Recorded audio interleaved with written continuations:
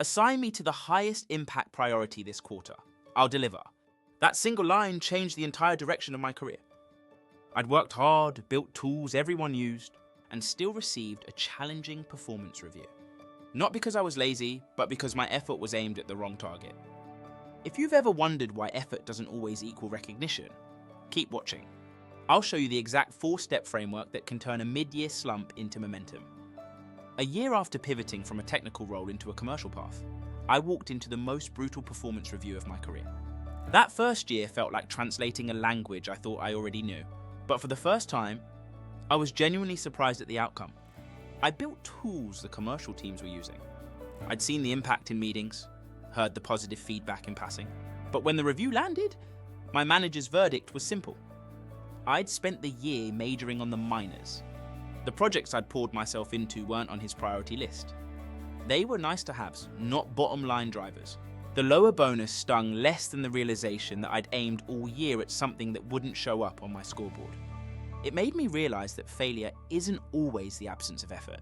Sometimes it's the cost of effort spent in the wrong place. So I made a quiet decision. Before I commit time, I will ask what really matters. To my boss and to their boss. Alignment first, activity second. The very next year, I almost slipped back into the same trap. I returned from a long Christmas break to find every high-profile project in my region already assigned. For a moment, I almost decided to take what was left. Avoid making a fuss and make the best of it. That's what I'd always done. But this time, something in me said no.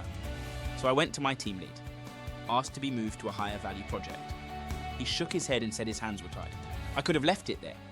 Instead, I took a breath, walked past the awkwardness, and went straight to my manager and said, I want work that makes a material difference to the bottom line this year. Give me a stretch assignment and I'll deliver. That sentence changed everything. This wasn't just about a new project. It was a new posture. I'd stopped waiting for permission and was taking a risk to make my voice and desires heard. Within a week, I was assigned to a major US project. Lots of late night calls followed. So did months of growth and visibility. Yes, the bonus that year was better. But the real win was knowing I'd fought for work that mattered. Now, here's the 4-part framework I wish I'd had sooner. Shift 1. Focus on impact, not just what's in your inbox. Ask, what are the top 3 outcomes that will move our profit and loss or strategic goals this quarter, and how will we know? Reflection. If you had to write your manager's review paragraph about you today, what would it say you moved? Shift 2. Budget time like money.